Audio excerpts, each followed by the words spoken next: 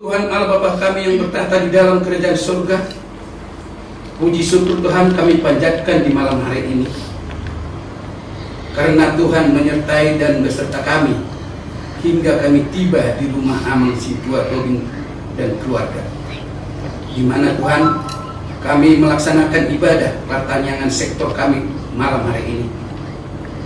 Kami memohon kepada Tuhan, Tuhan berkati, Tuhan sertai kami agar ibadah kami berjalan dengan baik. Demikian juga Tuhan hamba-Mu yang akan menyampaikan firman di malam hari ini. Tuhan sertai dan Tuhan berikan kepintaran. Demikian juga Tuhan luas jemaat sektor 14, terkhusus untuk sektor 14. Tuhan sertai, berikan kesehatan, berikan kepintaran agar di dalam mendengar firman-Mu bersukacita dan boleh melaksanakannya. Inilah doa dan permohonan kami Tuhan. Kami panjatkan hanya di dalam nama anak Tuhan Yesus Kristus. Kami berdoa dan mengucap syukur padamu. Amin. Firman Tuhan yang akan kita baca di malam hari ini, yang ditentukan oleh Huriah kita, Huriah HKBP Padang adalah kitab Yeremia. Mula bahasa Batak, Yeremia, atau bahasa Indonesia kitab Yeremia. Saya bawakan dari Alkitab bahasa Indonesia. Yeremia 20 ayat 7 hingga ayat 13. Mari kita ikuti bersama-sama amanah. Saya bacakan untuk kita. Keluh kesah Yeremia akibat tekanan jabatannya. Engkau telah membujuk aku ya Tuhan, dan aku telah membiarkan diriku dibujuk. Engkau terlalu kuat bagiku, dan engkau menundukkan aku. Aku telah ditertawakan sepanjang hari. Semuanya mereka mengolok-olokkan aku. Sebab setiap kali aku berbicara, terpaksa aku berteriak, terpaksa berseru, kelaliman aniaya. Sebab firman Tuhan telah menjadi celah dan cemooh bagiku sepanjang hari. Tetapi apabila aku berpikir, aku tidak mengingat dia dan tidak mau mengucapkan firman lagi demi namanya, maka dalam hatiku ada sesuatu yang seperti api yang menyala-nyala, kurang dari dalam, terkurung dalam tulang-tulangku. Aku berlelah-lelah untuk menahannya, tetapi aku tidak sanggup. Aku telah mendengar bisikan banyak orang. Kegentaran datang dari segala jurusan. Adukanlah dia. Kita mau mengadukan dia. Semua orang sahabat karibku mengintai, apakah aku tersandung jatuh? Barangkali ia membiarkan dirinya dibujuk, sehingga kita dapat mengalahkan dia dan dapat melakukan pembalasan kita terhadap dia. Tetapi Tuhan menyertai aku seperti pahlawan yang gagah. Sebab itu orang-orang yang mengejar aku akan tersandung jatuh, dan mereka tidak dapat berbuat apa-apa. Mereka akan menjadi malu sekali, sebab mereka tidak berhasil. Satu noda yang selama-lamanya tidak terlupakan. Ya Tuhan semesta alam, yang menguji orang benar, yang melihat batin dan hati, biarlah aku melihat pembalasan terhadap mereka.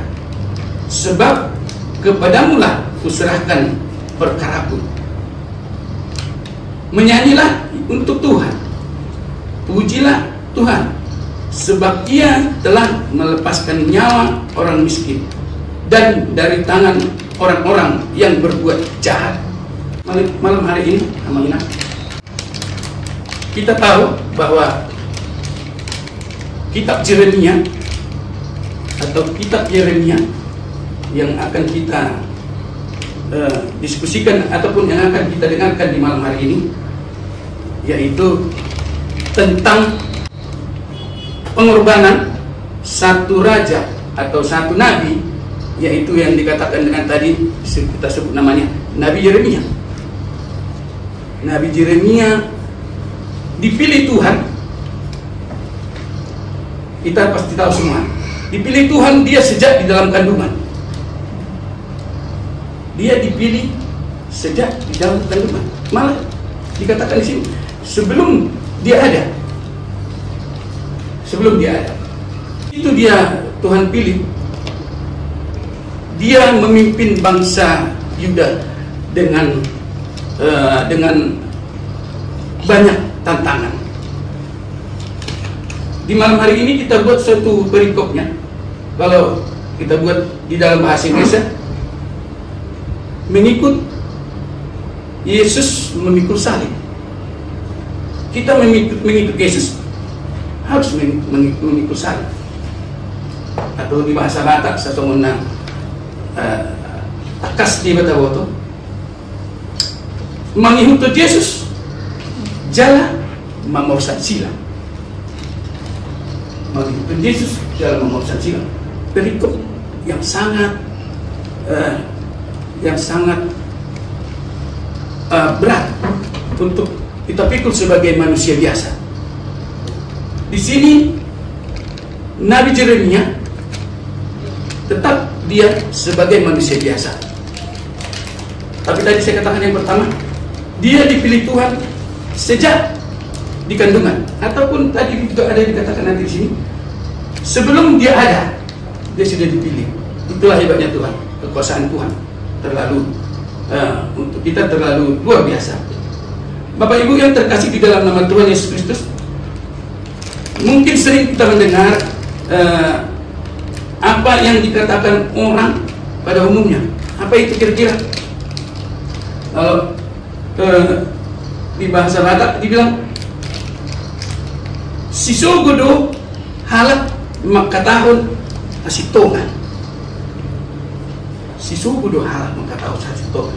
Di bahasa Indonesia, bila orang mengatakan yang benar, sisugudo halak makatahon asitongan.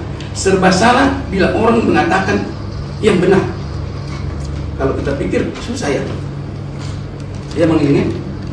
Tapi kadang-kadang kalau kita mengatakan yang benar, menurut kita itu baik. Tapi menurut orang lain mungkin kurang baik. Gitu. Dibanding hidup pendating sisugu dohal maka tahu tuh.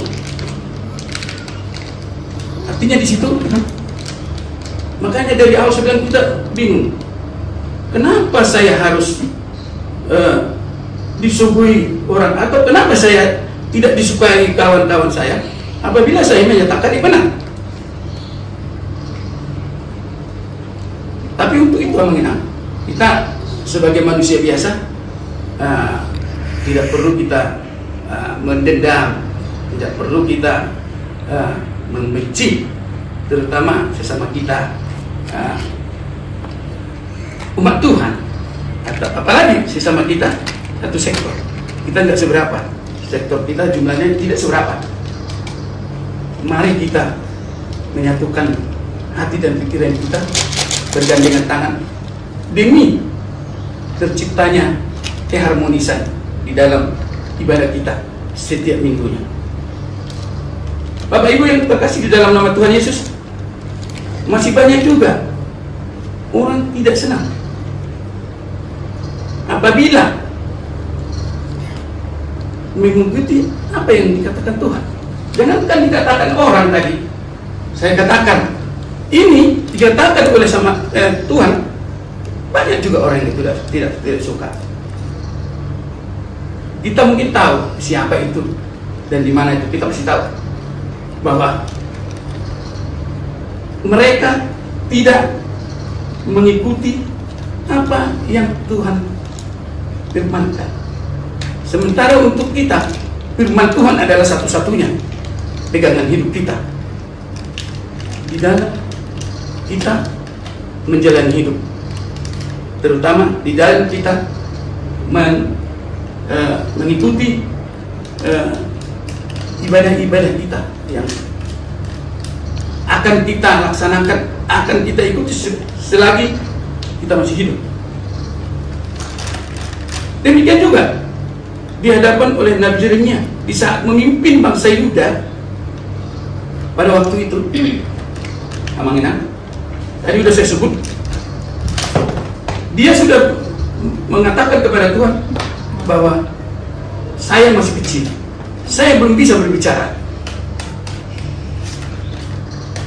Dan selama dia memimpin bangsa Yuda, bangsa Israel, selama 40 tahun lamanya dia memimpin, dia tidak pernah diikuti, dia tidak pernah disenangi oleh bangsanya sendiri. Tapi apa kata Tuhan? Apa kata dia kepada Tuhan? Bahwa Tuhan, kuserahkan semua pekerjaanku kepada Tuhan. Artinya di siang menginang, biarlah Tuhan yang melaksanakan melalui dia. Biarlah Tuhan yang bekerja melalui Nabi Yeremia. Pada saat itu Tuhan pilih untuk memimpin bangsa Yuda. Yeremia 1 ayat 5 dikatakan, Yeremia 1 dikatakan di ayat 5, sebelum aku membentuk engkau dalam rahim ibumu, aku telah mengenal engkau, dan sebelum engkau keluar dari kandungan, aku telah menguduskan engkau. Aku telah menetapkan engkau menjadi nabi bangsa-bangsa. Makanya tadi saya bilang di awal itu, dia dipilih, dia ditentukan Tuhan, sudah masih di dalam kandungan ibunya. Tetapi dia tetap rendah diri. Nabi Yeremia tetap rendah diri. Karena apa? Dia tahu bahwa kemampuan saya, Tuhan, hanya seperti ini, seperti manusia biasa. Demikian juga kita. Apabila kita dibebankan satu pekerjaan, dibebankan suatu tugas, apabila kita tidak memohon doa, memohon pertolongan kepada Tuhan, kita tidak akan bisa melaksanakan seringan apapun itu pekerjaan. Makanya ada istilah sebelum bekerja berdoa, sebelum melaksanakan tugas berdoa, sebelum kita tadi beribadah kita berdoa di dalam hati kita masing-masing. Cuma terkadang-kadang kalau kita berdoa sejenak, menurut saya ya, berdoa di dalam hati kita masing-masing mestinya ada Pak, tak 10 menit gitu. Tapi ini enggak, belum selesai, amin. Pada umumnya itu istilahnya itu mulai didokter, saya khawatir bismillahirrahmanirrahim, seperti gitu. Di dalam pertolongan Tuhan, Nabi Yeremia dia mampu membawakan bangsa Yuda. Biarpun demikian dia tidak disenangi, biarpun demikian dia dicemooh, tapi dia sabar. Karena apa? Dia berserah kepada Tuhan. Dia berserah. Demikian kita juga. Kadang-kadang kita sebagai manusia gondok kan, gondok disuruh ini, suruh ini. Ya tetap kita meruntung lah istilahnya. Tapi ya udah, dalam hati, huruf ya Tuhan. Kalau itu ada bahasa itu, huruf ya Tuhan, pasti diurupi. Itu bukan sekedar hanya kata-kata, tapi kalau memang kita mengucapkannya, kalau memang kita menyatakannya dari dalam lubuk hati kita yang dalam, Tuhan akan memperhatikan, Tuhan akan membantu kita. Karena apa? Apabila kita memohon kepada Tuhan, memohon bantuan atau memohon kesehatan, bukan seperti apa kan? Bukan seperti mangga jatuh tuh, tidak, pelan-pelan. Tapi tetap kita sadari bahwa, dan kita yakini kita akan sembuh, kita akan selesai bekerja. Maka Bapak Ibu yang terkasih, dikatakan Nabi Yeremia kepada Tuhan. Kita baca di ayat 6. Mengenai engkau, hai Pasyur, dan semua orang yang diam di rumahmu, kamu akan diangkut tertawan. Engkau akan sampai ke Babel dan akan mati di sana dan akan dikuburkan di sana. Engkau ini dengan semua sahabatmu yang kepadanya engkau telah bernubuat palsu. Bernubuat palsu artinya bernubuat palsu. Orang yang kerja atau orang yang melakukan sesuatu pekerjaan ridho, tidak rela. Artinya dikatakan di situ jadi seperti nasalnya gereja Yahudi dakseni seni rohani gereja Yahudi imamullah hitam ada apa. Akhirnya apa yang dikerjakan tidak mencapai hasil maksimal. Setelah Nabi Yeremia menyadari semua itu, hal itu, ada dua pekerjaan yang paling berat. Ini ada dua pekerjaan yang paling berat yang akan dikerjakan oleh Nabi Yeremia. Ini perintah Tuhan. Apa itu, Ina?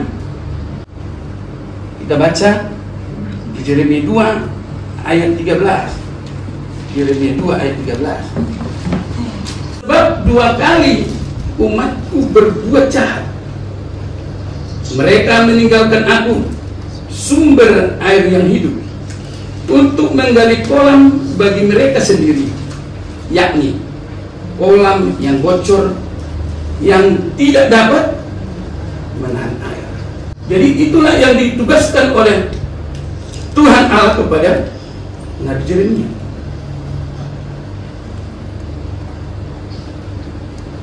Karena Tuhan sudah merasa, ya, dia pun jadi Tuhan, dia merasa jenuh. Akhirnya makanya dipilih Yeremia. Kau pimpin bangsa ini. Katakan suruh rohki Tuhan ini. Asal berubah nasihat. Ini. Bapak Ibu yang terkasih di dalam nama Tuhan kita, Tuhan Yesus Kristus, selama dia 40 tahun Nabi Yeremia menjadi pemimpin bangsa Yuda, terus dia dengan sabar dia menyampaikan firman Allah. Tetapi bangsa itu juga tidak ada perubahan.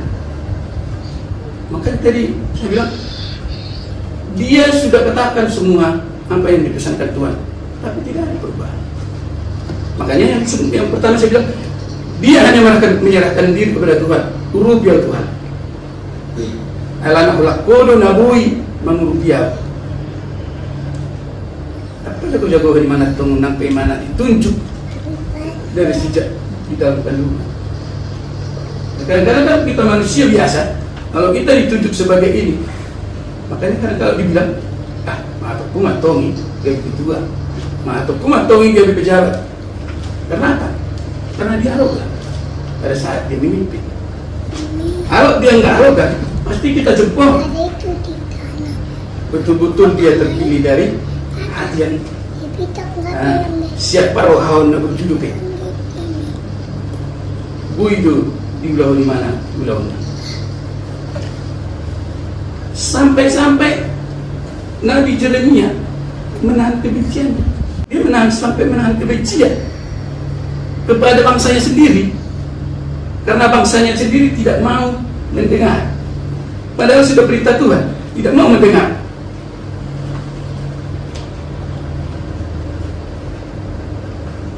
Sampai murid pun bahasa Batak, sampai persuk di lalai mana? Persuk, kalau bahasa Indonesia kayak gitu. Persuk, asik dong. Ini deh, asik. Tahu di mana? Jadi inilah Bapak Ibu perintah Tuhan kepada Nabi Yeremia. Itu pun masih sebahagian yang dikatakan di dalam kitab Yeremia. sebagian terkhusus yang kita baca Yeremia 20 ini, Yeremia 20 ayat 7 sampai 13 bersangkut paut dengan ayat-ayat Yeremia yang lain. Oke, mengingat kita lanjut di ayat 7 sampai dengan 9. Nabi Yeremia berpikir keras tentang dirinya dengan Tuhan, dan dia tahu bahwa dia tidak bisa menolak Tuhan. Nak hidup mana Tuhan? Saya masih kecil, saya belum bisa berbicara, saya tidak mampu memulai, katanya. Akhirnya dikatakan di situ di ayat 7. Kita baca di ayat 7. Engkau telah memujuk aku, ya Tuhan, dan aku telah membiarkan diriku dibujuk oleh Tuhan, itu maksudnya ya. Dan aku telah membiarkan diriku dibujuk. Engkau terlalu kuat bagiku, dan engkau menundukkan aku. Aku telah menjadi tertawaan sepanjang hari. Semuanya mereka mengolok-olok aku. Hanya dia mau menyampaikan firman Tuhan dan keluh kesah Tuhan. Bangsa Yahuda tidak mendengar. Makanya saya bilang sampai persuk di tahu di mana. Mereka tidak mendengar. Agar apa yang diinginkan Tuhan, biarpun dengan keterbatasan Nabi Yeremia, tetapi keinginan Tuhan tidaklah sama dengan keinginan manusia. Dan Nabi Yeremia mengatakan bahwa Tuhan lebih kuat daripada aku. Dia katakan itu kepada Tuhan. Karena tadi kan sudah dikatakan bahwa saya belum mampu. Dak kuboto lupa katai, alamek mek bebiau, itu bahasa Bataknya. Aku boto lupa katai. Tapi Tuhan tidak pedulikan itu. Kau tetap yang terpilih, dan kau tetap yang dipilih untuk memimpin bangsa Yuda. Yang kedua, Nabi Yeremia memikirkan diri, menyakitkan diri kepada Tuhan. Nabi Yeremia meyakinkan dirinya kepada Tuhan. Yeremia tahu Tuhanlah yang memilih dirinya, dan dia yakin bahwa Tuhan tidak membiarkan dirinya menjalani semua penderitaan, dan dia mengatakan, Tuhan besertaku, dan Tuhan akan mengalahkan semua musuhnya. Karena Yeremia tidak dengan mengandalkan kepintarannya, tetapi Tuhanlah yang maha tahu, katanya. Dan juga untuk diri Yeremia, tetapi bukan untuk kehormatan Yeremia, tetap untuk demi kehormatan Tuhan. Dia menjalankan tugas yang sampai dia tadi porsuk, sakit hati, keluh kesah, sampai dia apabila dia mengatakan firman Tuhan begini, datang bangsa diolok-olok. Nggak betul itu, kami begini. Contoh gitulah pekerjaan dia, nggak betul itu kata bangsa-bangsa. Makanya sampai persu di lalai mana, sakit hati dia. Akhirnya apa? Dia sampaikan keluh kesahnya kepada Tuhan. Di akhir kata menginap, Bapak Ibu yang terkasih di dalam nama Tuhan Yesus, Nabi Yeremia fokus berpengharapan penuh kepada Tuhan. Apa yang dikatakan kepada Tuhan? Tuhan kepada dia, kepadamulah kuserahkan perlawananku, ya Tuhan. Kepadamulah kuserahkan. Di awal tadi saya bilang, dia sudah menyerahkan karena dia tidak mampu, merasa tidak mampu. Karena tahu kita, Tuhan kita kan tidak di samping kita, tapi di mana-mana pun ada. Cuman yang bekerja dia dengan penyertaan Tuhan.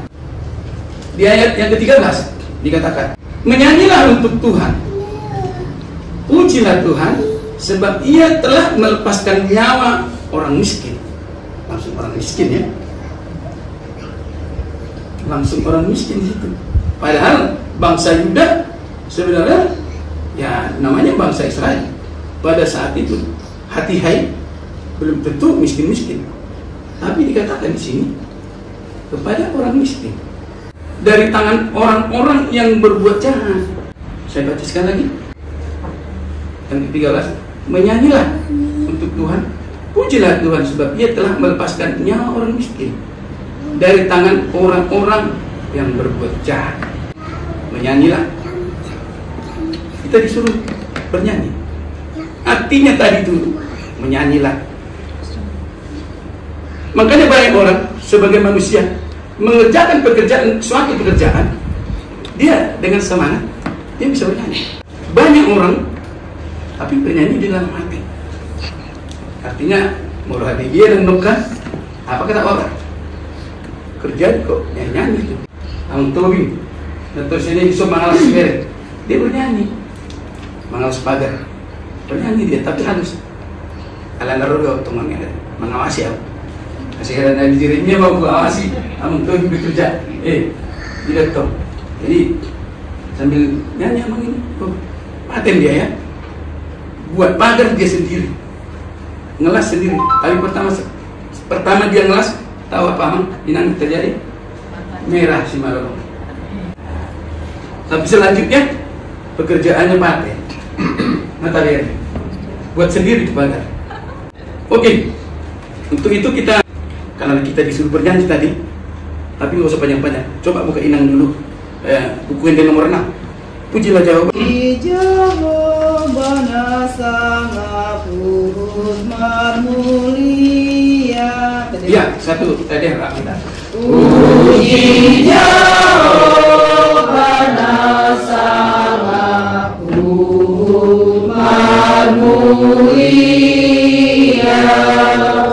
Kamu sudah barohana ringgas naria marpube marolok sude kamu sude manisia. Terima kasih untuk kita semua. Dari keterangan di atas ada beberapa kesimpulan yang bisa kita renungkan yang sesuai dengan perikop di atas. Mengikut Yesus dan memikul salib. Saya akan ulang-ulang. Mengikut Yesus dan memikul salib. Yang pertama, tidak ada namurah HP sintu Yesus. Itu bahasa Bataknya. Tidak ada namurah HP sintu Yesus di bahasa Indonesia. Tidak gampang menjadi pengikut Yesus. Tidak gampang menjadi pengikut Kristus Yesus. Kedua, songon si Tuhan Yesus, kita perlu mengulah nonton nani dok ni Yesus. Itu kita sudah ikut, kita sudah mau mengikuti Tuhan Yesus.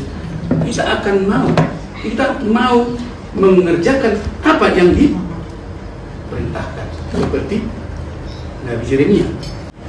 Apapun penderitaan kita, kalau memang Tuhan Yesus sudah menyuruh kau begini, kita kerjakan. Yang berikutnya, nomor 3.